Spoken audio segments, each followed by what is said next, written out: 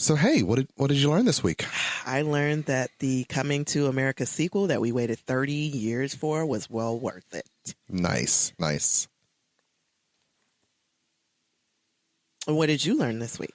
I learned that Eddie Murphy was 58 when he made the movie, the same age as James L. Jones was when he made the movie.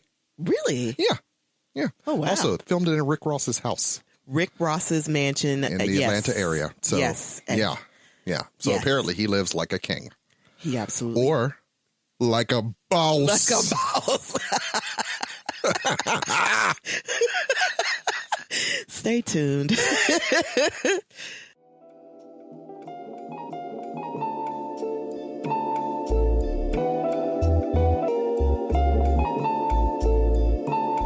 Welcome to the Hallspace Podcast. It's about connections. I'm your host, Dr. Ritch Hall, and this is a weekly conversation about whatever and however I see to connect things. For people who want to connect, chat, and learn a thing or two about a thing or two.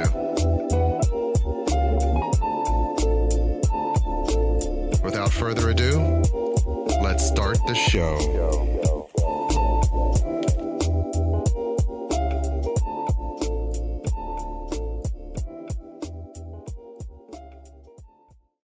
Hey.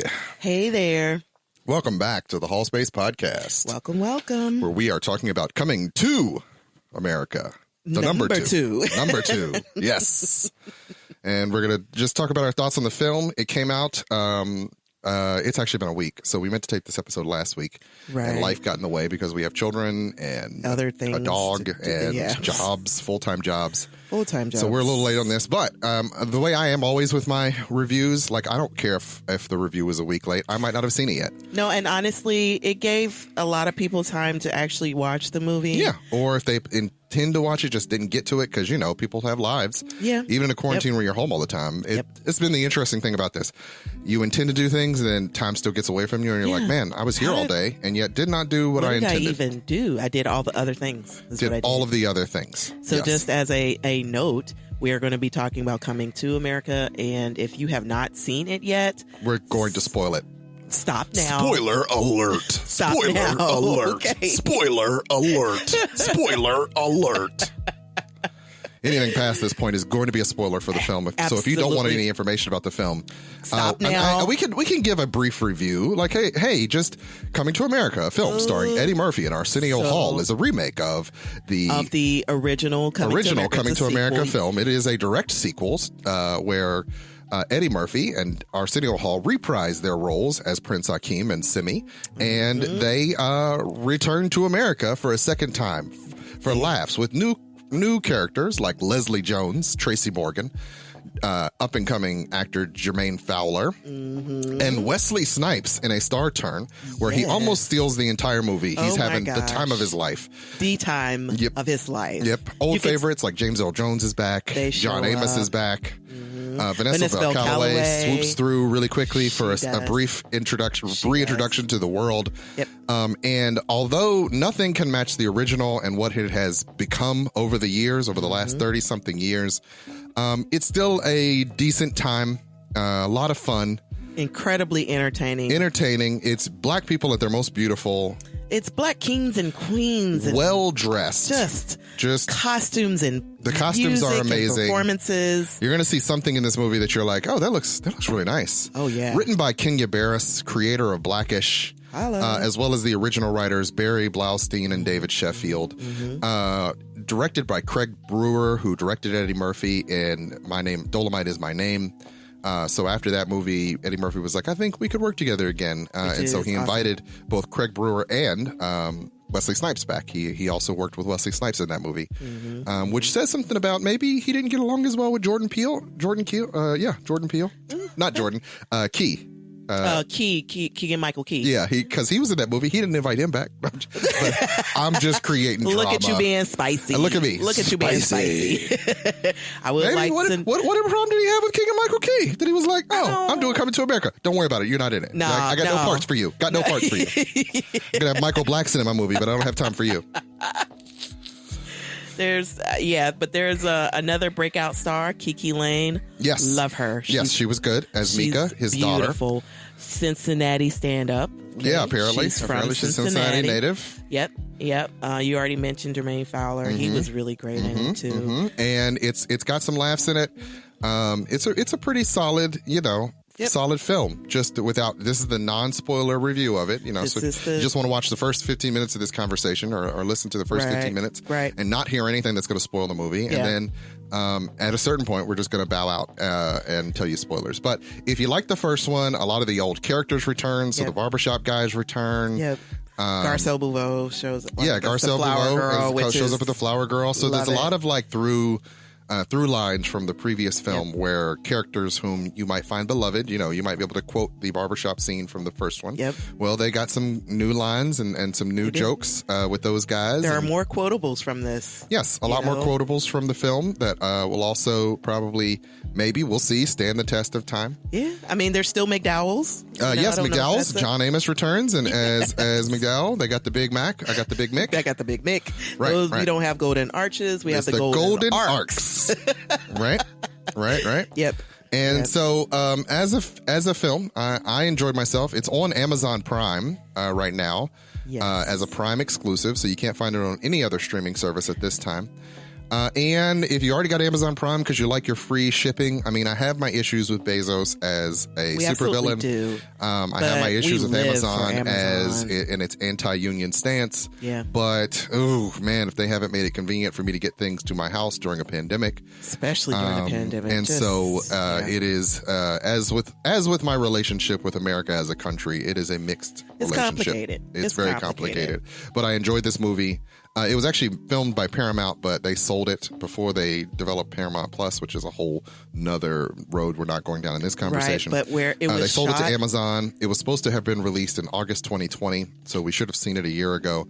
But unfortunately, due to, global pandemic, it got moved back to this and was released at home. Then it finally came out. What's interesting is I've watched it 4 times at home. I don't know that I would have gone to the theater 4 times to see it, but I've watched it. We wouldn't have gone to the theater, but I feel like I'm watching it in, almost in a Avenger fashion. Well, Black Panther, like you watched. In Black Panther, it does sort of touch on some of the same sort of feelings, evoking some of the same. It's a different film for sure, but it does evoke some of the same, Black royalty, Black majesty. There's this regality to it. There's this sort of just beautiful Black folks doing what they do. And one of the things that I really, non-spoiler alert, one of the things I really enjoyed about it with how regal everybody was in the costuming. Yes. There were all different shades, sizes, tall, short. Because a lot Black of people, amazing natural hair. A lot of amazing natural hair. There was a spectrum. Another shout out to a breakout star, Eddie Murphy's daughter. Yes, is also features in it. Yes, she's beautiful too, and I love that. I particularly love that his family was sort of a mix.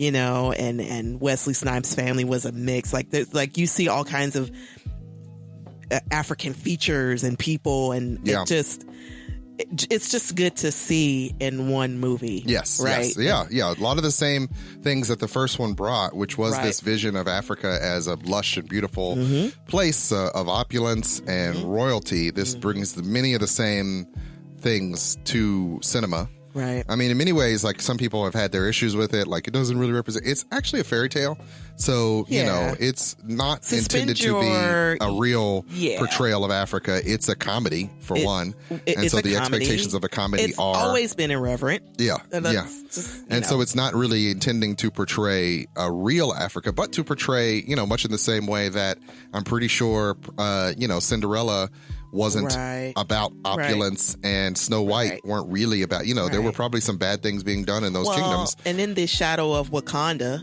right? I mean, there are all these things that are magical and possible. Yeah. Remind me to put a pin in that Wakanda because there is a Wakanda reference in the movie. Yes, there is. And I want to come back to that in just a second. I love everything about that, but yes.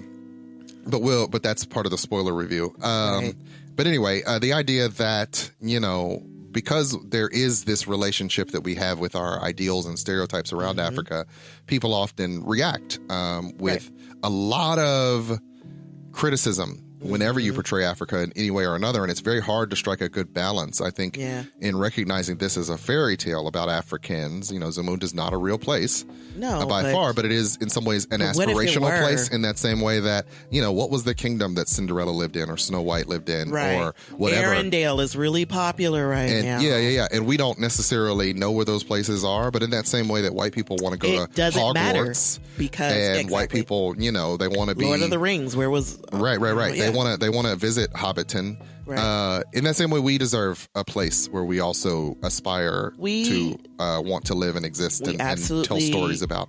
So I definitely believe it should be a story on the strength of that alone. Let's just talk about a couple of things.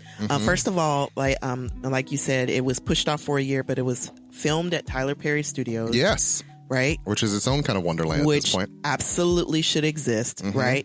We should be allowed to be kings and queens in movies, no matter how fantastic people might think that is. People may think that fairy tale is, right? Yeah. And I mean fantastic in that way that fairy tales are, right? And if there are all these other sort of random Tyler Perry movies, all these movies should be able to exist. Yeah. All these movies should be able to... Right. I always struggled with the idea that, it was hard to make African-American movies when I was coming up. There was a lot of conversation around how, we didn't spend money at the movies, even though we are... It's not true. One of the most TV-going and movie-watching public, but you never had to cater to us as an audience for quite a long time. So when we were kids, commercials, seeing black people in commercials, seeing black people in movies, right? Yeah, so 30 years ago when Coming to America came out, and they're like... What? He's a prince from Africa? What? Yeah. I mean, it was novel. It was novel. It was more novel. And it got backlash then, too. Yeah. I remember one of the interesting things that you said was that it got bad reviews. Yes. When so a lot of people on the timeline were reviewing this movie poorly. And that made me go back and check, well, what did people feel about it back then?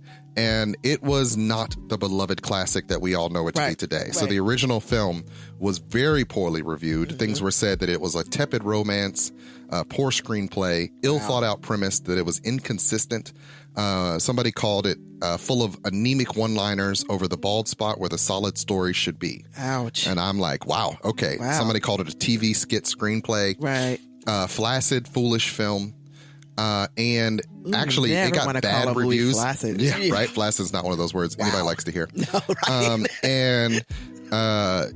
After the original screening was poorly reviewed, Paramount actually held the screenings back from all reviewers. So it hit the theaters without being screened. Wow. And then got this very harsh critical reception, and then went on to make $288 million worldwide. So it was a breakout hit. In 30 years ago. In the 80s, yes. In the 80s. And which would be the equivalent of $5,500 million in today's money. Okay, I gotcha. So it was the first time Eddie Murphy played multiple characters, so it was the first time that sort of hallmark of his. So did Arsenio, which paved the way for the Martin Lawrences and the Tyler Perrys of the world to do their thing. Yep. So it was definitely groundbreaking at the time and not well received. So when people hate on this version, the Coming to America, I often find myself like, but I mean, things aren't built in a vacuum. There's going to be haters. Yeah, but ellipses. Yeah. I enjoy it enough for both of us. I think it should exist. And other people don't have we enjoy everything. It should definitely exist. There are tons of movies. And honestly, we grew up in the 80s, right? Yeah. So there weren't as many African American movies going to the theater. No, not at all. And it was interesting that you said Coming to America got bad reviews, because I didn't know that until a couple of days ago when you told me. Because for us, it was a classic. It's always been considered a classic. Always been considered a classic. It's one of those things that if you were, raised during that time, you saw the movie. Yeah.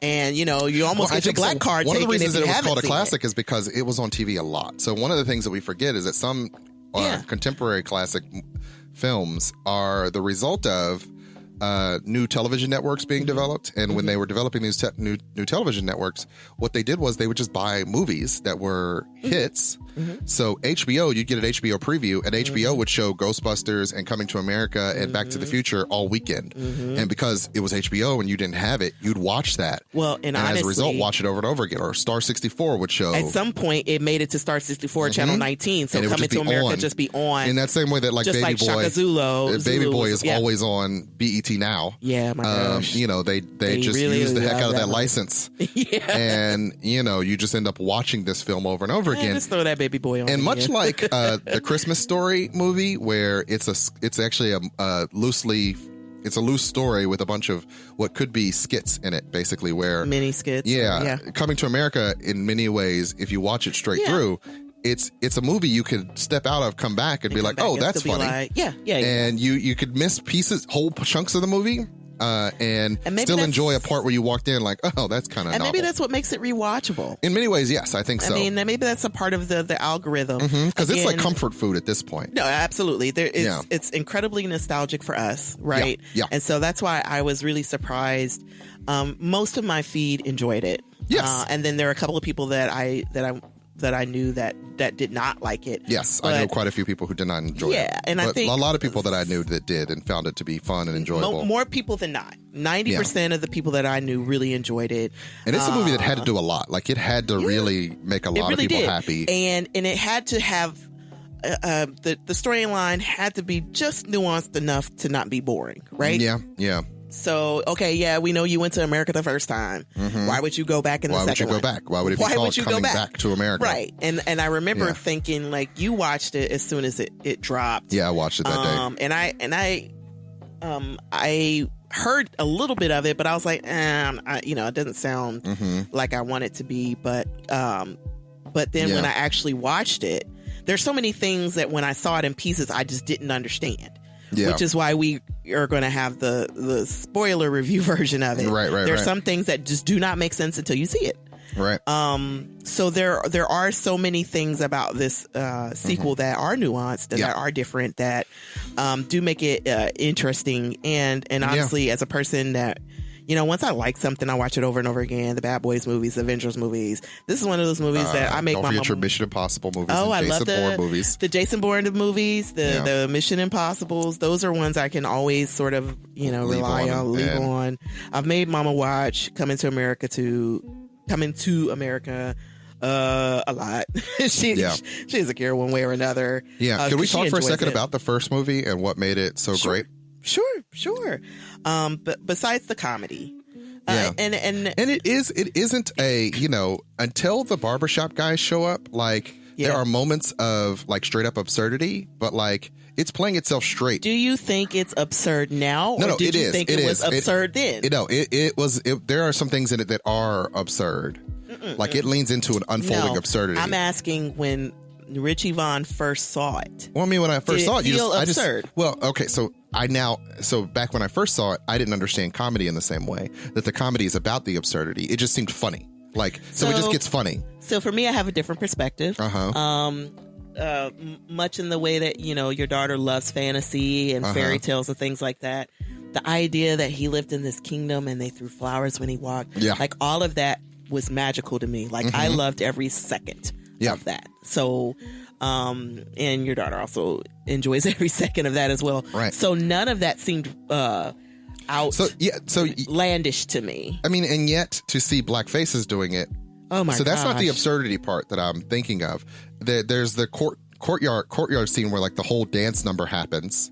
The first, when he's first introduced to his queen, like that's like what's happening here. Like this is getting weird. I made the assumption that there were cultural things about Zamunda, Africa, all the different countries in Africa that I just didn't understand as a kid. So, like I said, it wasn't until they got to America that the absurdity really started to blossom. Like you saw this kingdom that was itself somewhat over the top, and then you get to America and you find out, well, America's full of colorful characters. So the barbershop scene is full of this unfolding absurdity of their conversation, and the king, they're just standing, you don't realize it, but like Eddie Murphy and Arsenio as their characters, Akeem and Simi, are just standing there while these characters just bounce off each other.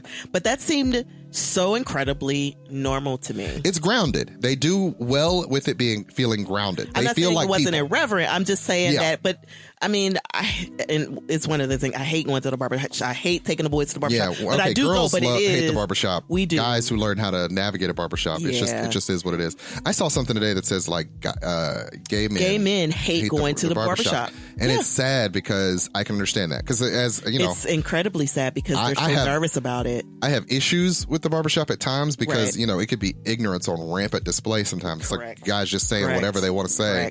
But also there's something that feels at home about it. Like I haven't been in a year into a barbershop setting. Like I went to get my haircut once and that was it, right? For your professional work I had picture. to take a professional work picture. So I went and got a haircut, and that's the last time I've been. And it was very even difficult to be in there. And after I get, vaccinated, I'll plan to swing back around. Definitely. But anyway, I can understand why they feel that way. Because like I said, I've had my issues with it, but you still enjoy the environment because I've been there so often. About you had to go once a week or every other week to go. Yeah. And I think that was one of the things that was so incredibly important about the movie because barbershops, man. Barbershop talk is a black experience. It is a blackety-black experience. It's something that I want the boys to get, just like you got, just so they understand it. And right. You know what I mean? And you do learn something about the world, even if, not every conversation's a good conversation to be in. You learn a lot about humanity in a barbershop. So the barbershop guys are the sort of the first trip into American absurdity. To African-American America. Black Awareness Week, the Black Awareness Week scene is this constantly building absurd situation that from a story standpoint, oh my gosh, except for the he meets Lisa there, doesn't necessarily need to happen. And you're like, wait, why is there a pageant happening? But it's a part of the black experience. Of course they're selling chicken dinners in the back. Right. Of course they're asking for donations. Right. And Sexual Chocolate's going to play. Sexual Chocolate's going to play. The band is a local band. There is a quote unquote pastor, who's introducing Sexual Chocolate. Right. Community leader. He's the MC of the event. He's the MC of and he's slightly inappropriate. Yeah. Wholly inappropriate. Right. I know there's a God somewhere. I know there's a God somewhere. Yeah.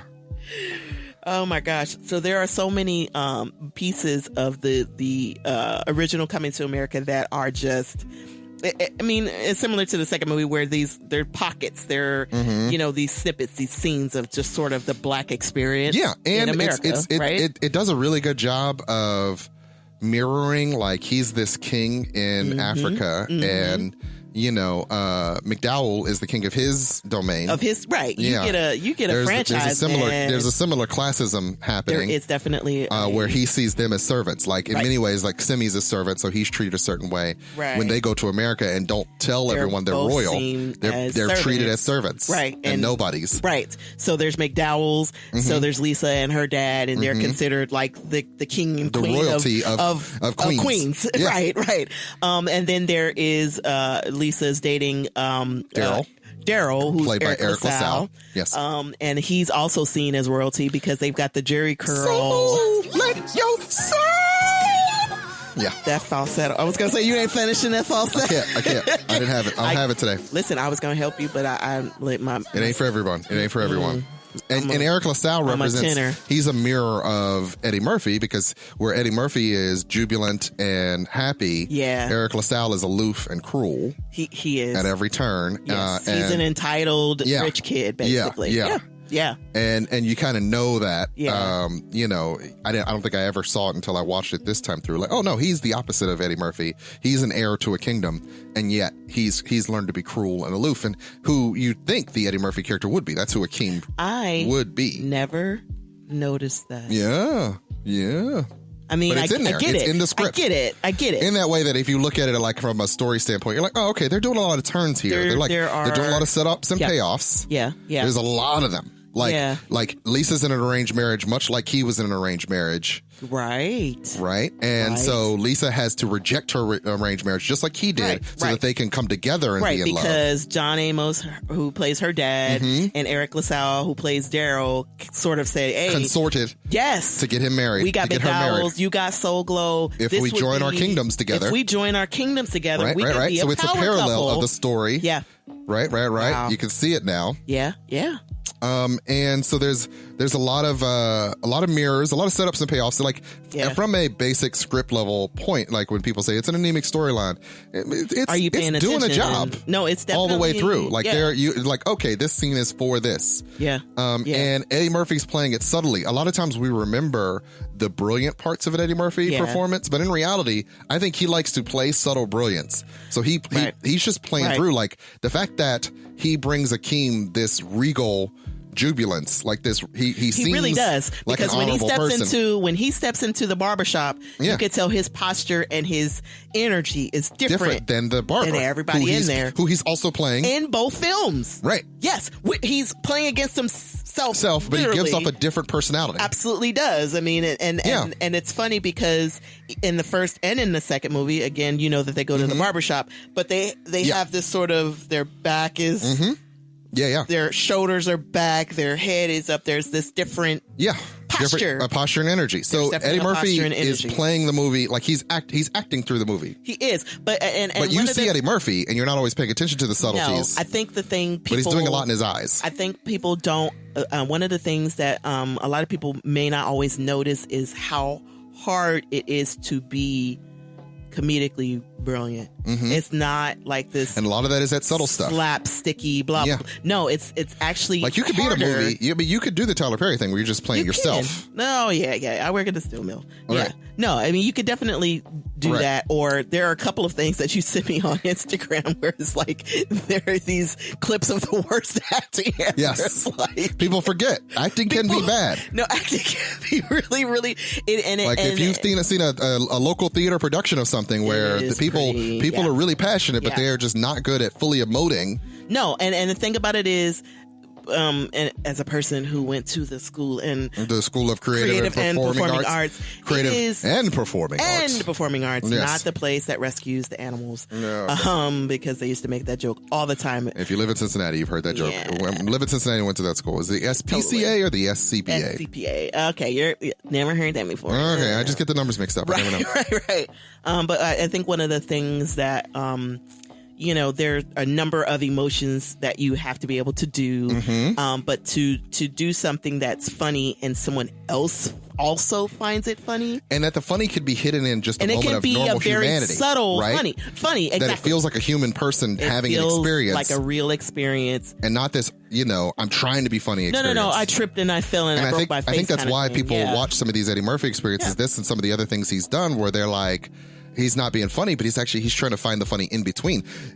In both movies, Eddie Murphy's basically playing the straight man largely. Is very funny. Real life can be funny, subtly, sardonically funny. Yes. And Eddie Murphy's often playing the straight man. He's letting other people shine in some of these scenes, which is not you want to see the energetic, sexual chocolate version. Definitely. You want to see the Randy Watson. You do want to see. To get the Randy Watson, you got to see Akeem and Simi just kind of walk through these scenes. You do. Because they do the nightclub scene. The range of Right. It's always this scene of this escalatingly absurd premise. Like they're in the nightclub and the girls just start getting crazier and crazier. Oh my gosh. Each person across from them like, I worship the devil. And you're like, oh, okay. So this is not going to go. You've got Arsenio Hall and drag. You got the twins rapping. Right. Just my name is Peaches. I'm here to say, and all the DJs touch my breath. Yeah. I'm sorry, this is a family show. This is a family show. But I mean, the first movie was a rated R, so they get away with a lot that you wouldn't necessarily do in another movie. Well, I mean, and honestly, my grandparents and my family, when that movie came out, there were a lot of things we were not allowed to watch. Like Raw came out, and they were like, "Oh yeah, they can watch that." No, they can't. Yeah. But Coming to America, it was pretty nasty. It was. Yeah, Coming to America has like two, three things in it that make it rated R. There's the royal penis is clean, Your Majesty. Okay. And those women are naked. Sexual innuendo. No, I mean, it's pretty. There's naked women talking about a penis. And then there's the F-U, who's next scene from the barbershop where he cusses everybody out. Okay, yeah. Okay. And those are the two things really that otherwise and those are the 80s. I mean, a couple of other random things happen, but nothing else makes it escalate to it could have been a PG comedy. They would have just found a way to cut that stuff out. Right. But some of that stuff he wanted to hold too, right? Yeah. It's a part of the story. I mean, ultimately, it's also Eddie Murphy's brand back then was much more R-rated.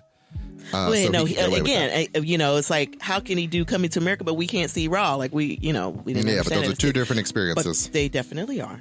They definitely are. It felt very lived in. I felt like, it felt like it was dirty New York City, the first movie. No, listen, and as people who have been to New York a few times, Yep. It felt like New York in the 80s. Truth. Like, there was trash on the ground. There are people just living their lives. People, he's singing To Be Loved, and everybody's like, shut up. Right. I am going on a date with Lisa. The little girl's just sitting there looking at him. Yeah. Pretty stoic, Yeah, that's one of my favorite scenes. That's actually one of Eddie Murphy's favorite moments is really when he sits down with the little girl and she just looks at me. I'm going on a date with Lisa. That full radiant smile. So, or I also like when their luggage gets stolen. They come outside, all their luggage is being worn by people. And I wish they had carried that joke through. I wish throughout the movie you just saw somebody walk by in random African garb. I wish, because you kept seeing the homeless guy standing outside. Right. A dude with a full lion on his shoulder trying to keep warm in the snow. But it definitely felt like New York in the cold. No, it definitely, because you've been there during the winter when it's snow and all that stuff. Yeah, and, we've been in the spring. Yeah, no, it's definitely... One of my other favorite scenes is when Vondi Curtis Hall sees him, when he's like... at the basketball game. And he's like... this is the best moment of my life. And he's on his knee and he's like, and they're looking at him and it's like, it's a man I met in the restroom. He's just I love how you bounce them balls off your head. Great. Yeah, I mean, and the funny thing about it is when they find out he is the prince of Zamunda, it's like John Amos is like, he is on his own money. He has his own money. He has his, and when I say he has his own money. And then I love that once again because it's a grounded comedy. It's absurd, but it's a grounded comedy. But when he's like, when James Earl Jones says you've been very troubled by our visit, I'm going to compensate you. Yeah. But he has insulted John Amos's daughter. John Amos is like, ain't a check big enough in the world. He's like, and King Joffrey is like, poppycock. Like, I could probably come up with an amount. Nonsense. right. No. And he's like, nope. And it rips it up. He keeps adding money. He's like 10 million, 20 million American, 30 million. Right. $1. He was like, poppycock, 40 million. Right. Because John Amos is the king of his castle, right? Yeah. And so Cleo McDowell is the king of his castle. He ain't gonna let you disrespect his daughter. Just like Joffrey Joffer would not have allowed you to talk about Akeem in his castle, right? If you look back to in the beginning, he's Mr. Let Them Wait. Everybody's waiting on your son. Let them wait. In that same way, you get to the end of the movie, Cleo McDowell is like, nah, bruh, you can walk with that shit. Nah, right. What you not gonna do about my daughter? Say about my daughter. Right. Yeah. And you don't even realize that the roses in the beginning, when he says, I don't want the roses anymore, the roses set up the reveal when he comes home with the girl and he sees the roses on the ground. Like, that's a setup and payoff. The fact that when he's in Zamunda, they're laying roses everywhere. So he comes home, sees roses on the ground. He knows. Yeah. Right? So once again, there's a subtlety to that. That's not really like an in-your-face, but it tells you, oh, crap. And then the movie kicks into overdrive because I noticed there's a lot of movement at that point in the script. He's got to take Lisa back home. McDowell's got to keep him there before he can leave because the king's going to come. The king comes. He goes to the Waldorf Astoria to get Simi. They get dressed, come back to McDowell's because that's where they're going to be. Right. Have the confrontation and conversation with his dad and his mom at the McDowell's house. At the McDowell's house. Yeah. Lisa's already left, so he's now got to go find her in the streets of New York. And because it's a fairy tale, we're just going to have to assume he can really find her on the streets of New York. It'd be virtually impossible. It's fine. It'd be virtually impossible. It doesn't matter. You're driving in a limo and she's walking around. She's walking around in the rain. And then he sees her going down into the subway station. Yeah. And then they have that scene in the subway station. I always love the moment where she throws the what's the name? At least I know where these are from. Yeah, and he catches. He didn't fumble that. He caught them. Which to me says they're real because they're heavy enough. That they're not falling all over the place. That's just... Right, they're not bouncing off his hand. Yeah. And then he hands them to the old lady, and I always thought that was she says, if you're really a prince, I'll marry you. Yeah, and he just hands her the thing and then lets the door close on him, and I'm like, oh, that's sad. And she smiles, and I always like that moment. I love that moment. But like I said, a lot of movement in the plot at that point as the characters move back and forth, and it becomes a little bit more... Well, because at that point in the story, she was upset that she didn't... That he had lied to her. Yeah. Not that he was a king. Yes. Or a prince, I'm sorry. Which is a very much a, romantic movie trope. trope where there has to be the misunderstanding for the get together to matter, which, you know, it is what it is. You can't escape it. If it didn't happen, she just doesn't like secrets. And that also is something that occurs in, she likes to be informed. Yeah. Just like any wife. Right. Or any girlfriend or whatever. You don't want to have been lied to. Right. And so that's something that I see as a pattern in the second movie as well. I wasn't going to do the contrast between the second movie because I have a ton of those. We'll wait until we're doing the spoiler conversation. Gotcha. Right. So we'll do that in the second half, which we're about to switch to. But then, you know, they get together. Yeah. And then there's the big, huge wedding. There's a wedding. And you know, of course, the big part of it is he's going to marry. He's assuming he's marrying. And actually, so you don't even realize it, but that was General Izzy's daughter. And it was a General Izzy who shows up at the beginning and he presents his daughter. And I didn't know that. You didn't think about it, but like in that way that they are paralleling the first movie. Izzy is so, you know, they never say, you know, dynamic and they never say Izzy's just a guy in a hat who says, I present to you my daughter for your wedding. Yeah. And she's been raised to be the queen. Be a queen. And then, you know, it's a reveal that it's Lisa and it's like the big, beautiful moment. And they have their wedding. And then he says, you want to give all this up? And she says, nah. Because who would, right? Who would? But he was willing to renounce his throne. He actually did renounce his throne on the subway. Yeah. Right. But it's this beloved movie that we've seen a million times that we can know all these beats. Yep. I'm not telling the audience anything they can't remember or recall. If you haven't seen the first movie at this point, watch it. Just stop. But here's the thing: if you've never seen it, I feel like it's going to be like rewatching it after rewatching the second one and rewatching the first one again. Like there is a slowness to it, there is an evenness to it, right? Like you're like the first scene is like the walk. You know, they go over the Paramount Mountain. They get into the castle. There's the long walk to his bed, and then they wake him up, and he's like, "Happy birthday, Prince!" And he's like, "It is my birthday." Like there's this weird sort of settling into what this world is, and the setups because and payoffs. Because it wants to give you time to absorb it. There is a lot of time to absorb it, and it still holds up. No, it still holds up for us. It's such a slow. But we live in a world where things are so much. Like I said, you remember the slapsticky nature of like of Randy Watson and you know, Mighty Sharp Barbershop. But in reality, it's like slow, even. These are people living their lives where funny things happen. Yeah. When the absurdity escalates. Like the minute James Earl Jones shows up in any scene, it pretty much starts to rise the absurdity. Well, and it's like you said, it starts to pick up. Yeah, and then it kind of settles back into but this is normal life where that thing happened, they moved on. Right. And there are holes in it for sure, but it's still such an enjoyable. It's so enjoyable time. And we loved every second of it. And it's hard not to love after all this time. And it's definitely comfort food. It's a comfort food movie now. It's definitely a comfort food movie. It's one of those, when it comes on TV, you go, oh, okay, I'll watch this to the end. Absolutely. Why not? Why not? Oh, Coming to America's on again. And honestly, in the 80s, for a lot of the people that were in there, it started so many careers. Samuel Jackson, Eric LaSalle, you know, Sherry Headley, like all these people really went on to do other things after this. And so, I mean, even if you didn't love it long time, like it's, I know it's a family show. I'm sorry. There's that wasn't bad. As bad as some of the things you've said or done. I've said worse. Oh, you've definitely said worse. But it's an enjoyable movie. It's an enjoyable movie with people who have been given opportunities because of their participation in that movie. Yes. And so with that, we're around the time to take a break. We'll come back and we'll have a spoiler discussion about Coming to America. See you soon.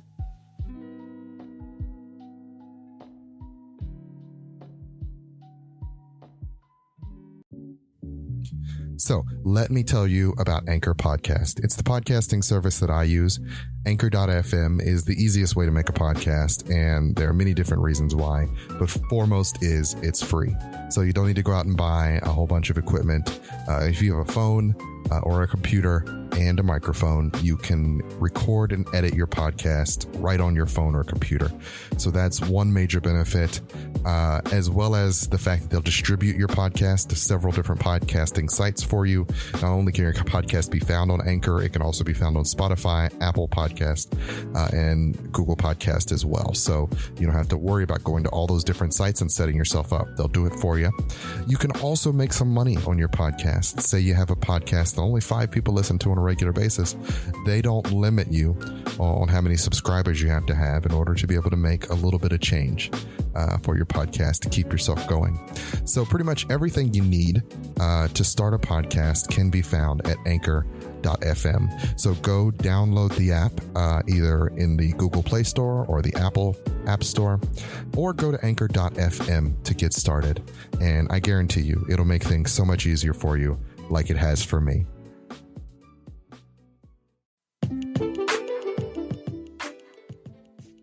Love, relationships, the church, the world as we see it today, and many more thought-provoking conversations. This season of Speak Kaya, She's Come Undone Talk Sessions, coming to your ears soon. Keep watching.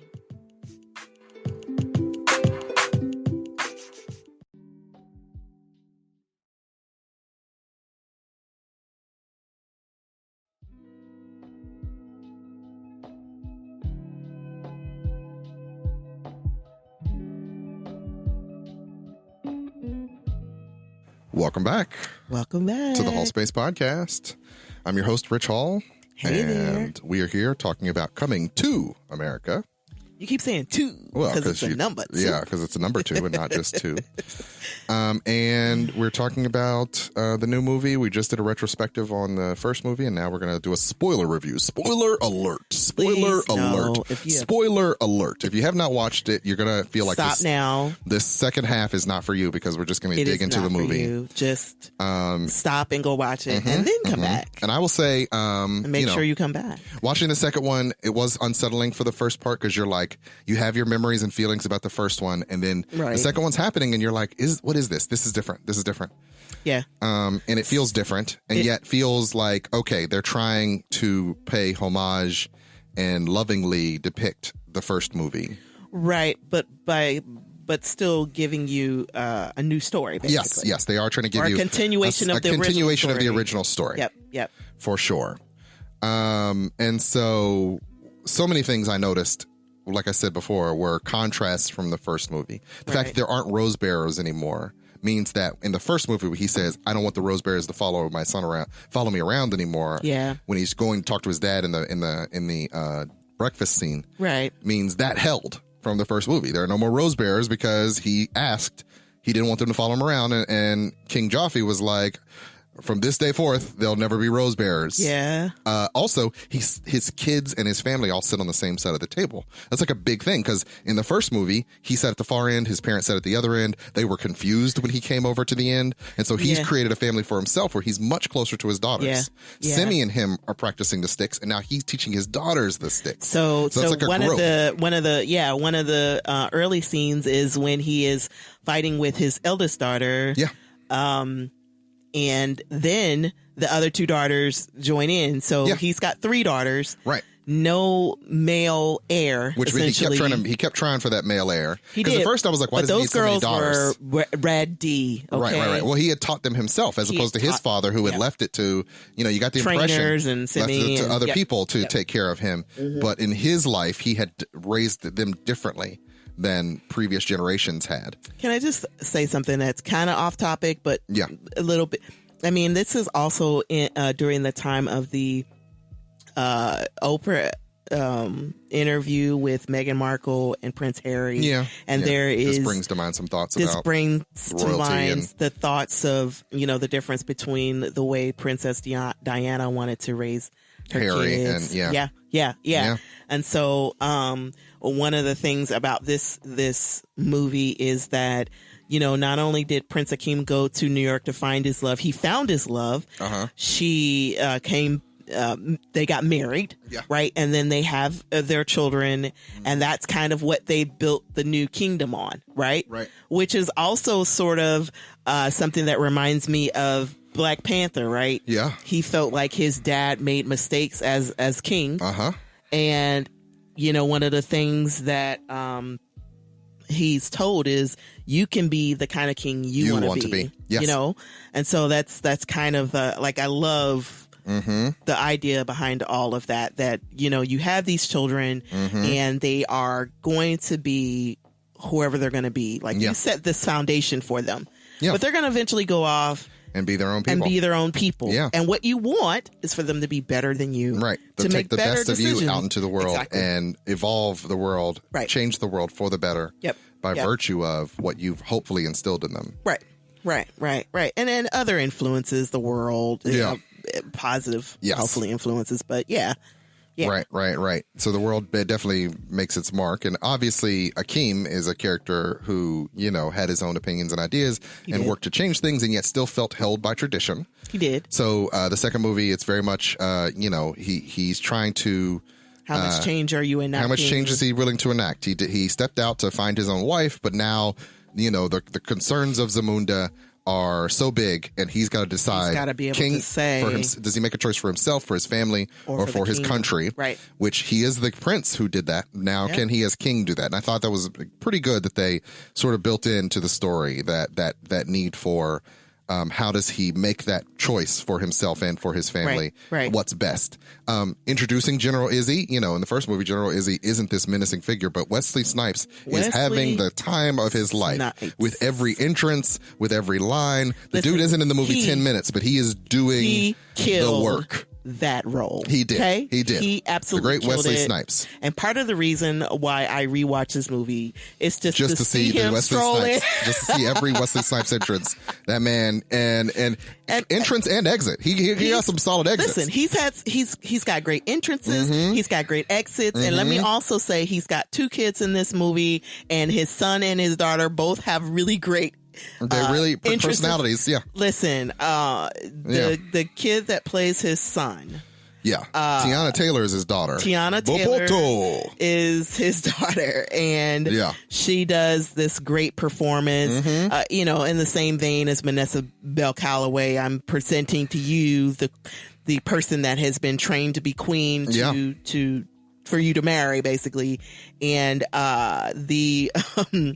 so part of the movie is that General Izzy wants his son to marry the eldest daughter. Yeah, marry Akeem's eldest daughter. Akeem's eldest daughter, Mika. So he wants his son, Izzy, to he wants to combine those kingdoms. Yeah, they want to do a combination of kingdoms to reduce the strife between Zamunda and Nextdoria. Right, because Wesley Snipes' character, General Izzy, is a bit of a warmonger. He's a warmonger. Like they're playing with guns. Like it's a very sort of dangerous guy essentially. But his son, his real name is Rotimi. Yeah. I'm sorry, I might be mispronouncing. I feel like I love that you feel like you have to pronounce it. I mean, I know, but we don't have to go through the full IMDb of every character. No, I know, but he imbues because of course character, that's what I'm looking at right now. Right. He imbues the character with a lot of energy for literally a 5-second scene. He has like 3. He's in the movie all of 10 seconds. He's in the movie for all of 10 seconds, but he is hilarious because General Izzy says, "Hey, I want my son to marry your eldest daughter," and he comes in and he does his thing, and Eddie Murphy is like, "That's probably not going to work. Never going to happen. My daughter's never going to go for that. Never going to happen." And it's also once again a callback to he believes in not having just arranged marriages, right? That they have to choose who they want based on and love. that was one of his bigger speeches. It was, "My kingdom has always built on real love," and he takes a look at his wife and they nod to each other, even though they've been fighting and all sort of kind of stuff. It is absolutely one of those moments that you like we don't always agree, but there are some things that are just true. Yeah, it speaks to some truths about being in a family and I think that's the thing. Like, there's an expansion on the premise, whereas the first movie is about Prince Akeem as an individual. This movie is Akeem is attached to a lot of other responsibilities as a family man, as a father, as a king, and they do a pretty good job, I thought, from my vantage point, of making those things seem to matter to him. Yeah. And he does like he's like pulled, he's like trying to figure out how to, keep everyone happy. Right. While at the same time, he does not want to betray his values, which are family, which are, his responsibilities. It is absolutely complicated being a parent and a husband and a wife and so you have to make those similar decisions just for the 6 of us. Yeah. Right. Yeah. And imagine if you're also like the head of Coleraine Township, Right. or you know what I mean? Right, like right. there are these tons of considerations that need to be made. And, you know, he does want to honor tradition because tradition has been tradition for a reason. Right. And so the tradition is that he has to have a male heir to pass the throne to, and he has yet to have one. Right. And so he finds out through, you know, some trickery. It feels mostly like story trickery, but whatever. It's definitely story He had trickery. a child with Leslie Jones's character, right? And Mary Johnson, was drugged. That he was drugged so much as he got high with her. And he got high, and she thought it was just a hookup, but he, you know, they didn't want to sully the idea that Akeem had been with anyone other than Lisa. Yeah, but you know, I feel like we could have forgiven him for one little dalliance. Honestly, you know, I think if you wanted to make it more realistic, you could have made it like this random college hookup thing. But that's not the world that they live in, right? Right. You know what I mean? Where you're just high and you don't even realize you done had sex with somebody at midnight, and you wake up and you're hungover. Which is problematic in the Me Too era, where it's like, is this rape? Well, and that's the thing. Like, did she rape him? Yeah. If he couldn't consent because he wasn't fully aware of his faculties. Yeah. But he wasn't drugged by her. He was drugged by Simi. So he wasn't really drugged by Simi. He got high with her. So it wasn't even a drugging so much as he got high with her, and he might have been a little bit less. There was never an overt drugging by Simi. But he felt like Simi got him in the situation where he could be taken advantage of. Well, and to be honest, you don't want to put a prince in a situation where someone could take advantage of him under any circumstance. But because Simi was looking for his own interests, right? Right? Is that something that you could? So if Lewis had, let's ask a random. You want to do that? On the show? I don't.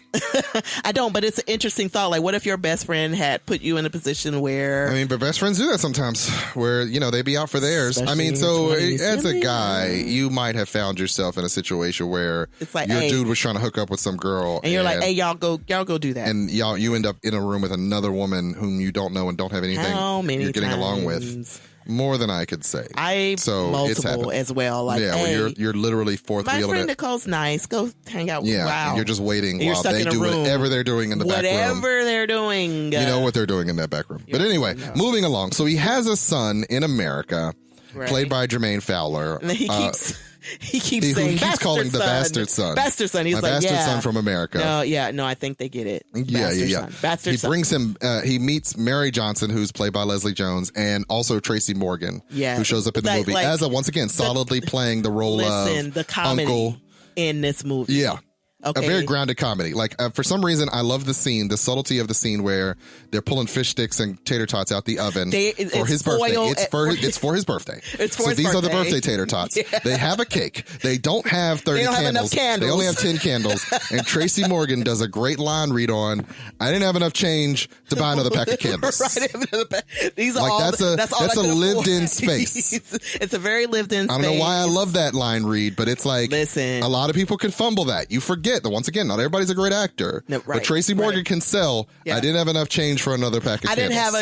I didn't have enough change for another pack of candles. Lunell is also there, and she's pointing to him like, we didn't have enough change. She's pointing to him like, hey, we didn't have enough. We got you tater tots and fish sticks and a whole cake. Right. They're not people of means. Right. But they're all together as a family to celebrate his birthday. As a family, there are a lot of people there. Leslie Jones is in a nursing outfit, so you know she just came from work, and all she want to do is give her baby a great good birthday party. Okay, right. Like that felt so real to me. It did. And then Prince Akeem shows up, and she's happy to see him again. And she's like, "Oh yeah," and he's taking your boy back to Africa, and she's like, "I'm going too."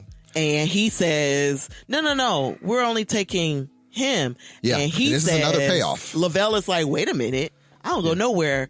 I mean, you're not going to put me on a plane to go halfway across the country without my mama." Right. And so, which is another payoff because. Later on in the movie, when he says, I'll take all of Queens back to Africa, Yeah. The fact that in this scene, he only wanted to take Lavell. He had no connection to Queens. He acted as if Queens didn't matter. I'm here for my son. I'm going back. Queens was a blip on the on his But once radar, he realizes that his son is Queens, his son is Queens, and he is also Queens, and he also has an attachment to Queens. He does. He's going to want to bring it back. Well, I mean, and I think that was the part of it that was really a payoff, because one of the things that you notice during the movie is that Sherry Hetley, the wife, Lisa, reconnects with Queens. She's been in Zamunda for so long, this entire time, which is a little sad because she's supposed to have a sister. She is. I wonder if there wasn't a draft of it. What happened to Patrice? I wonder if there wasn't a draft of the movie where Lavell was supposed to be Patrice's son. Oh. Like, I wonder if. Because out of the two of them, it would have been Patrice. Yeah. Getting pregnant by Eric LaSalle. I mean, because I wonder if, but yeah. So the fact they cut Patrice out, and by cutting Patrice out, it meant Lisa was now alone. And whereas before she had a confidant, and we all wonder where she was. But I mean, where do you put her in that story? But you know what? Well, you put her in the story where you put the mom. Listen. Hey, I know stories are hard and you don't need extra characters. Stories are hard, but there's so many of us that asked where Patrice was. The writer in me is like, I could not sit down and come up with an idea for a Coming to America. I'd be like, no, the movie's fine. It's like, how do you write another Back to the Future? I don't know. The movie's fine. And so you couldn't shout out to Craig Brewer and the other two for coming up with an idea that I felt is solid enough. Listen, idea that brings you back to Zamunda, tells you a lot more about Zamunda than you ever knew before, retraces the history of Zamunda, what it's like to live in Zamunda every day. You're essentially learning how Eddie Murphy became the king. Like, you're learning by doing the princely test. You're essentially learning how he was groomed to be a king. You have your strong opinions about her being back in the movie. I am raising my hand over here. Stop. Okay. So I understand that it is a tough job you got all these different characters. You've got the old characters. You've got the new characters that you have to incorporate. But what I am saying to you is that was her sister and they were close.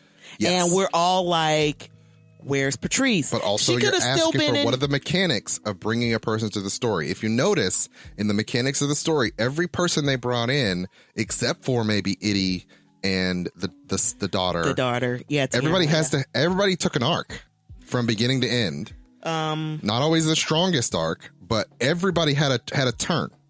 I would have felt. So what would, now you're adding an additional turn for a person who might not necessarily be relevant to the story. Even John Amos has a turn. John Amos definitely has a turn, and he is the only way that they've even mentioned the mother who passed away. Well, she's in pictures and she's in imagery. So it's the sister, but so what? I have a sister. She has been there the entire time. She doesn't exist, right? I understand that.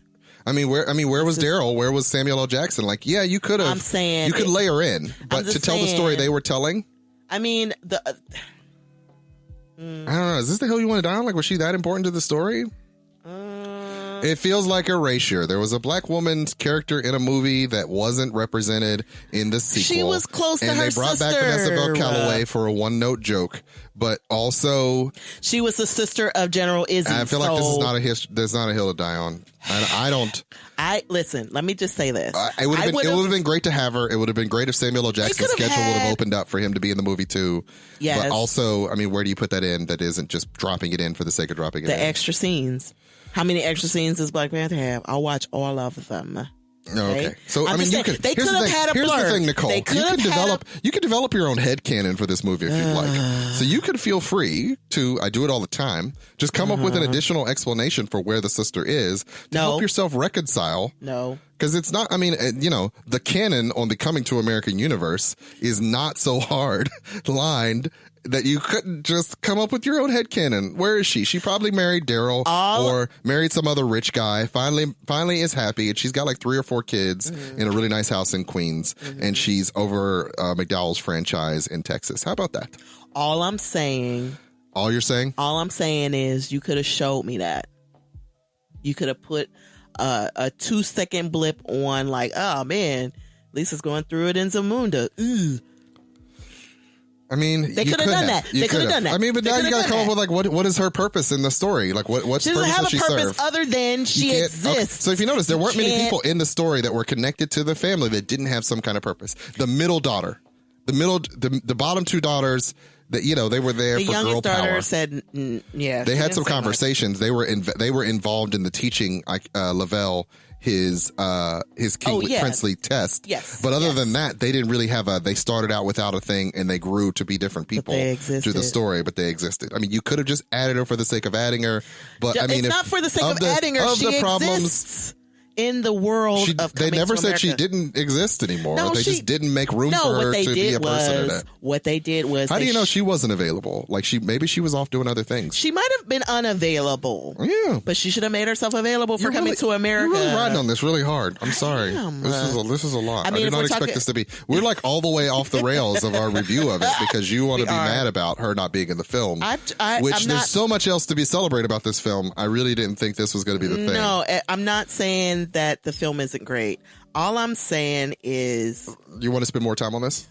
No, I don't. I got mass notes and we haven't hit any of these bullet points. So right. But I feel like you spent like a good 5 minutes on this. Listen, go on and do your clap thing. Okay? Sorry, Chuck. Chuck Jones is going to have to edit this. Okay. All right. Fine. All right. No. I think we're good. Lavell returns to Zamunda.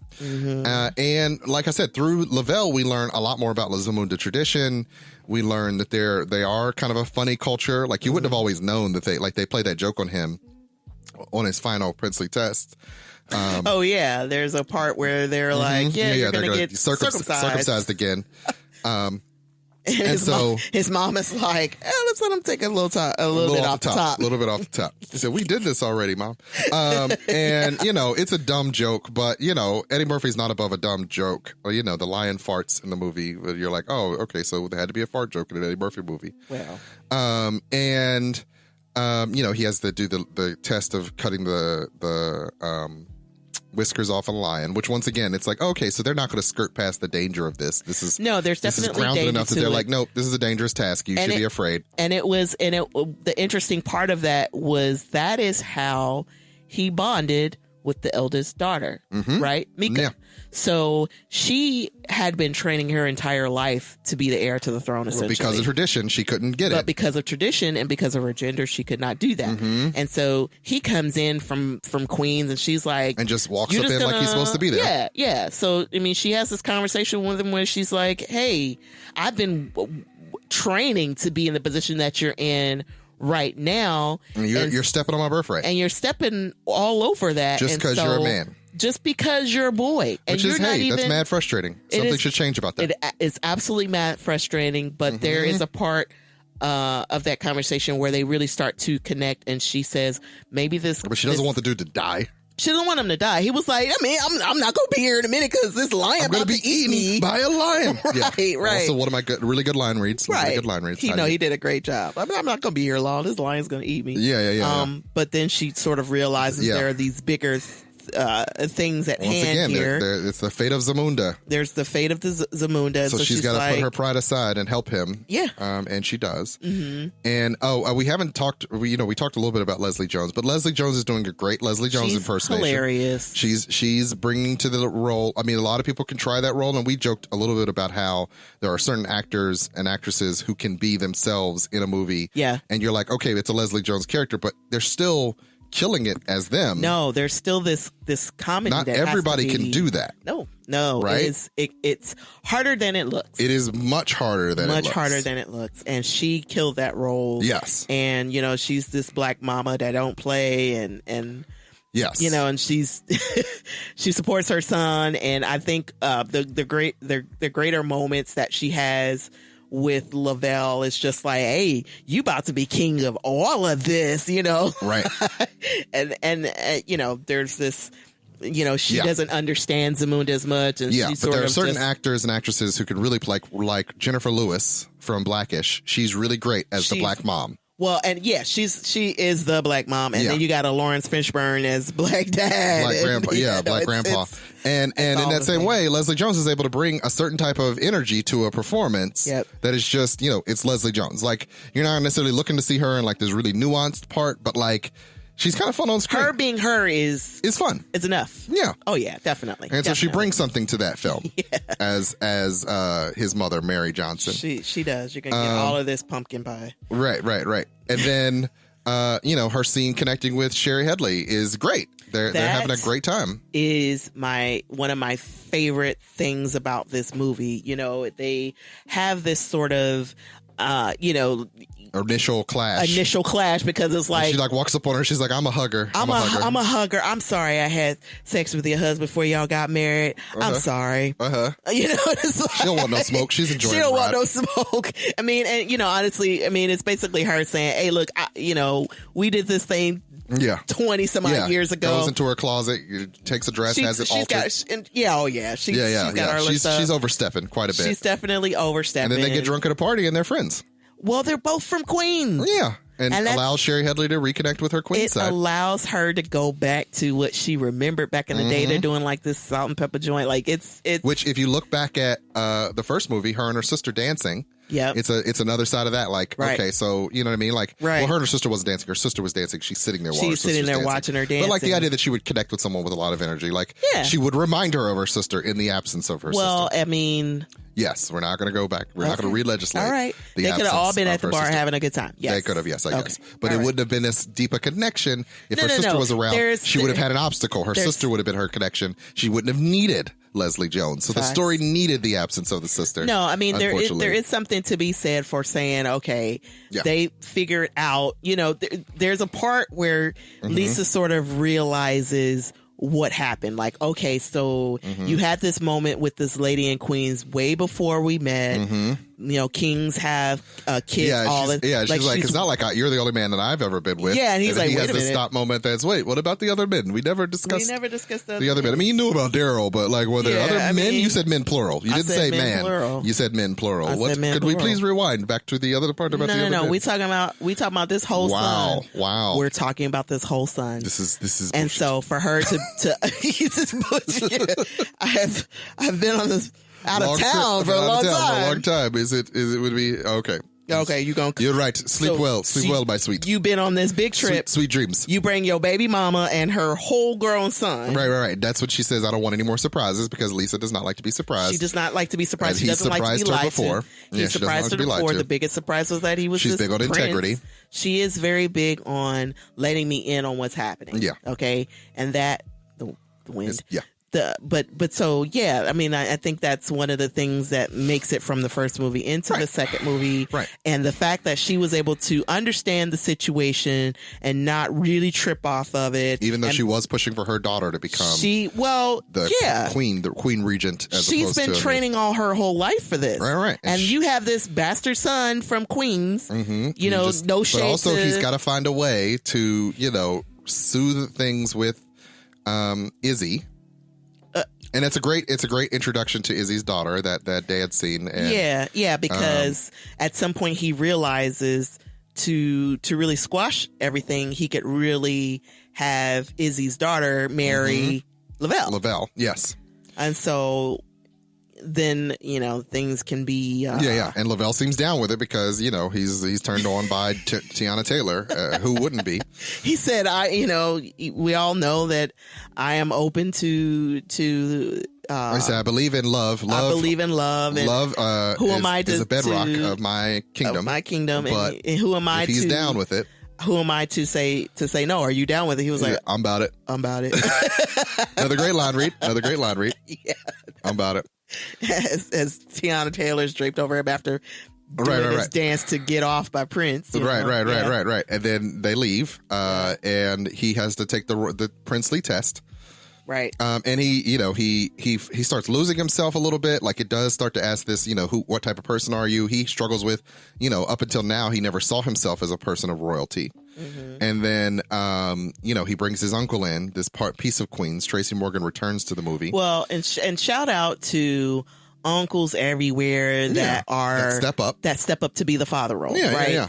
So, Mary Leslie Jones is single mom, but her brother has always been there the entire time. And so he's like, hey, I'm not his dad, but I've been his father figure this entire time. So, shout out for the uncles and who do that, all over the place. But yeah, so one of the things that when Lavell starts to lose himself is, his mother's already there, but he's like, I need the guy who's been guiding me as a man, right? Because this princely test is about coming into your own, essentially. It's not necessarily about gender as much as it is about stepping into this role that is for you, right? And so, he shows up, and Tracy Morgan is he's always been hilarious. Great. He's killing it in his few scenes. Definitely. Yeah, absolutely. Right. And so there is this sort of, in the same way that Leslie Jones and Sherry Headley start to sort of get closer, Eddie Murphy and Tracy Morgan and, the kid that's playing Lavell is like, they're starting to also bond. And I think that's also a great part of the movie where it's like, okay, we're doing this blended family thing, Right. We need to get this boy where he needs to be. You've been doing it all this whole time. I want to join in and do this village thing and get him where he needs to be in order to be a prince and then eventually become king, right? Right. So I think that was really great about the movie as well. Yeah. And he starts to fall for his hairdresser, whose name is totally escaping me right now. Her real name or her? Her real name is Momzamo Mbatha. Marimbe. Marimbe is her name. She's his hairdresser in the movie. Yep. And they start to form, this kind of romantic love story back. Like they're starting to connect with each other. They're talking. Yeah. And they, once again, do a good job of setting up. He's getting to know her. She has ambitions. And so when he comes back to the Tiana Taylor girl later, realizing she doesn't have any of those things, they don't have any connection. Right. He starts to realize, okay, so it can't just be somebody I'm lusting after. I've got to have a connection. Which is actually, once again, it's a retread of the previous story. Correct. Where the previous story told you that in 5 seconds. This story sort of told it in reverse. Right. He's got this girl, and he's learning to fall in love with this other woman. And you had to wonder if they had left him like hang out with Tiana Taylor, would he have found things to love about her? But there was they didn't do that. He hung out with his hairdresser and started to really connect with her. Right. And then he finds out that his dad only wanted him to be there because he wants to join the two kingdoms, join with Nextoria without war. And so he runs back to Queens, which sends Eddie Murphy back to America again. Back to Queens, where they try to have a quickie wedding, and which reintroduces the pastor figure played by Arsenio Hall, who didn't know we were going to see him again in this movie until he turns up there doing a quickie wedding in a more of a crack house of God. Eddie Murphy runs to stop the wedding. And there's another one of those subtle moments where he's like, says the wedding can continue. And then he says, we'll have it in this house of God. This is a house of God, right? And then he sits down and he's like, please continue. And that's when the girl, Marimbe, decides. Realizes she wants to be married in Zamunda with her family. She didn't, maybe this wasn't what she wanted for herself. It's kind of a movie-ish thing. Like you flew all this way and now you're realizing because your king showed up that maybe you want to go home, but also, it's in the logistics of a movie like this. I think the complication of that was she loved him, he loved her, they wanted to be married. And if you can't be married in Zamunda, we're going to get married in New York. Yeah. But if you have the king of Zamunda saying, okay, I understand, then it's a different story then. Then it's like, so I can get married in Zamunda. Yeah. And so she says, that's what I really want. And Lavell is like, okay, well then let's do it. Lavell's kind of like, we can try. And then the king stand up and says, I will make a decree. I will bring Queens to Zamunda. Yeah. And so they go back to Zamunda. Yeah. Where they do have the wedding. And because General Izzy has tried to attack Zamunda and is overcome by the daughters in a fight scene that we didn't see coming. Yeah, that was great. He decides to stand down and reopen trade routes for Nextoria and Zamunda. So, once again, Wesley Snipes, who we all know is like an action star, gets in a fight with a bunch of little girls and loses, which is on its face already funny. Like, hey, they just kicked Blade's butt. Right. So King Akeem is in New York, and He's not there to have the fight. Only the daughters are there to protect the kingdom. Which says that, your daughters can do the job of a man. The story's setting up this question. There's even that moment where he says, shouldn't have raised you so nasty, which is very much, callback to the nasty woman comments that women were facing. Just not too long ago in the last iteration of America, there was a lot of conversation about, calling women nasty and what that means when they're just, fighting for their rights. So it was, once again, very good film.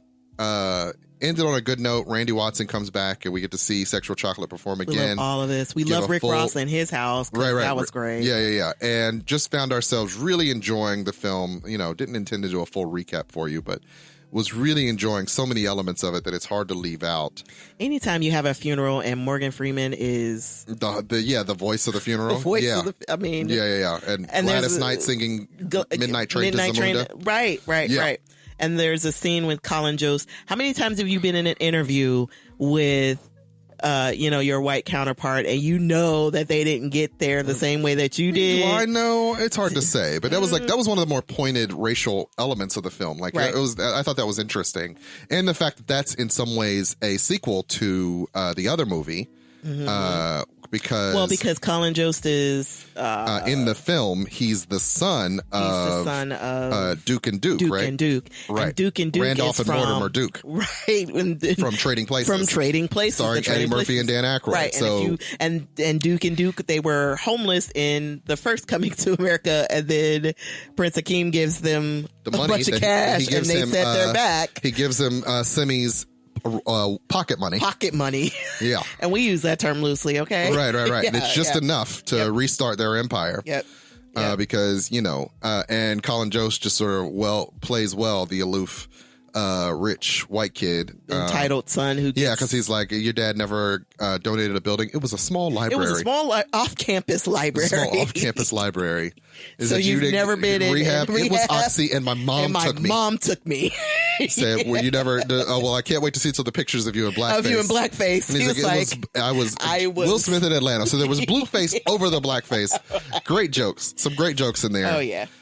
And, once again, it's not so wild a movie that you couldn't just leave it on. Like I said, I've watched it 4 times now. Yep. It's not for everyone. Like I said, a lot of people had some problems with it, but I enjoyed it. If you suspend all expectation and just try to enjoy it. Yeah, and if you go into it with the same mind that you've forgotten how you watched the original Coming to America, but if you went into it with a similar mindset of just looking for a good time with Eddie Murphy just, once again, playing straight. He's not playing wild Eddie Murphy. He has moments of flashes of wildness, but in reality, you could tell throughout the movie, he's just trying to play the characters as they are. Right. And in many ways, that's the Eddie Murphy we actually like. We think we want the wild, but I mean, I feel like Norbit was where we got wild Eddie Murphy, and we didn't like it because it was too over the top. We kind of like it when he gets to subtly play in pocket. Well, I mean, and when he gets to be able to do multiple characters, he gets the advantage of being able to do subtle versus right. I think he prefers to be subtle and then kind of like really imbue a character with a certain sense of realness that you find funny. Plus, you also kind of believe it's not a caricature. He does not do really caricature. No, these are, I mean, there's somebody in his mind, like he's created these people, essentially. Yeah. And he wants you to feel almost like the idea that people didn't know he was the Jewish guy. And I remember being a kid and finding that out and being like, how was that even possible? I didn't even remember. It took a long time for me to know that. And also in Coming to America 2, Arsenio Hall plays like the shaman. Yeah. And it took me a while within the movie to realize, oh my gosh, that's really him. That's Eddie Murphy was also supposed to play the shaman, and he let them play it. So it's funny. In this Hall, movie, he let other people play the other characters. Yeah. Like I said, he was also supposed to be General Izzy, but he let Wesley Snipes do it. Wesley Snipes murdered Wesley that Snipes role. killed it. He absolutely. And I wonder, will we get the Eddie Murphy who plays, multiple characters again? I like all the versions. Like I'm even a fan of the Eddie Murphy films that people don't like. There's quite a few of them that I'm like, I still like him in this. You mean like Nutty Professor? Or everyone. Nutty Professor was well loved, but there's like the one where he's, A Million Little Lie, the liar one, and there's one where he's like I forget, he's like a servant or something. He's had quite a few movies where he was being spiritual, and I tend to like Eddie Murphy as a character. There's the. Called The Churchman. I'm totally blanking on all the Eddie Murphy movies, but I usually like him in film, even when other people are like, they didn't quite meet my needs. Eddie Murphy as a guy and as a funny character actor, he's just really good. He is very good. And so I always enjoy myself in most Eddie Murphy films. And didn't realize that, before this, he hadn't been, Dolomite Was My Name. Mr. Church was the other one. I did like Mr. Church. I was going to say Mr. Church. That's what. And he didn't do a movie between 2016 and 2019. Mm-hmm. After Mr. Church, he did not do another film for, what is that, 4 years? Mm-hmm. That's a long time to not go with an Eddie Murphy film. And then before that, he had done a Shrek one, but he had done 1,000 Words. That was the one I was thinking of. He also did Tower Heist. People liked Tower Heist. So yeah, he's done quite a few things that have been pretty, not as well loved, but I've loved a lot of his stuff. I didn't like Norbit. I liked Norbit. Loved him in Dreamgirls. He was. I don't even remember Norbit. I just remember watching it and being like, I can't do this with him. We watched it with your family. I liked him in I Spy. Mm-hmm. I actually liked Pluto Nash, even though I know it's a horrible film, but I like science fiction. So yeah, he's got a long and storied career. He was great in Bowfinger. We'll agree. He's done some amazing work. I liked him in Holy Man. That was the one I was thinking of. I liked him in Holy Man. I like Distinguished Gentleman. Mm-hmm. I mean, who doesn't like Distinguished Gentleman if you're from that era? Yeah. I liked him in Vampire in Brooklyn. I did too. Yeah. Liked him. Of course, everybody likes Beverly Hills Cop him. Loved him in Boomerang. We could do a whole show on Boomerang. Matter of fact, we probably should just do a whole show on Boomerang, and we can contrast it with the horrible Boomerang television show. The really bad show. Yeah. We should totally do a show on Boomerang. We'll return to that in a month or so. Yep. Harlem Nights. Love him in Harlem Classic. Nights. Harlem Nights shaped a lot of who I am as a person. Nutty Professor, Harlem Nights, those are classics. Yes. Those are Life, classic. 48 Hours, classic. Yeah. I didn't even realize Life was that old a film. That's how old you are. That's how old I am. Yeah. 1999. Jeez Louise, that's that many years ago. Yeah. Right? Long and storied career, Mr. Eddie Murphy. Glad to have him back doing this film. He said that he has an idea for a third one. Okay. But that he would have to be 75 when he plays it in real life. So he's got an idea for, once again, Succession. Okay. And I'm here for it. Totally. Give him money now. Sign a contract and make it happen. Yep. So that's our time on the Hallspace Podcast this week. We thank you so much for coming. Thank you for joining us. To listen to us talk about a movie we really enjoyed. We hope you go out and see it. They're not paying us a dime.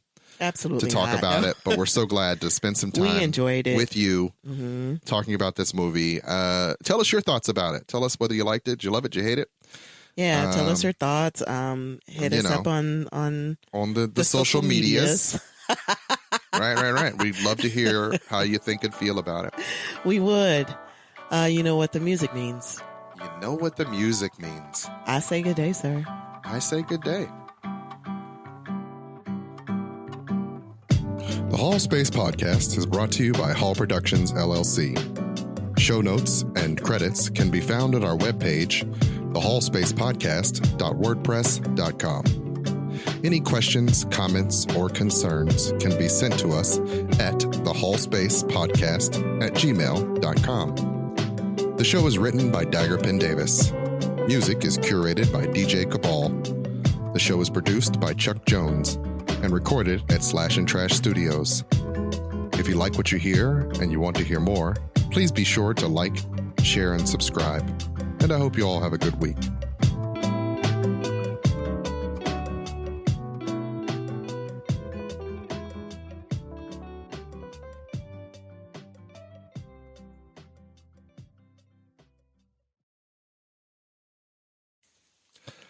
So, what did we learn this week? Well, we learned a couple of things about Kirk Franklin and No, you're doing the wrong episode. I'm doing the wrong episode. I'm so sorry. I'm so sorry. Oh, Chuck, I'm sorry. We're going to have to do it again. So we're going to cue it back up. Sorry, Chuck. We apologize. All right, ready to do it again? Yes. All right. Do you have a fact? No, I'm sorry. For the show? What show is this? This is Coming to America. Coming to America. Coming to America. Coming to America. Yes. Yes. Okay. All right. Are you ready? I am ready this time. What's your thing you learned? I learned that the Coming to America, the sequel that we have waited 30 years for, was absolutely epic and fantastic. And there's some people that didn't dig it, but there are a lot of us who really did. And we're going to discuss the great things and the funny things about the movie and a couple of other things that were conversation starters as a part of this movie. Okay. You got to watch with the cold opens, because you will sometimes start talking as if you're in the show. You got to Okay. You got to give us a soundbite. Okay.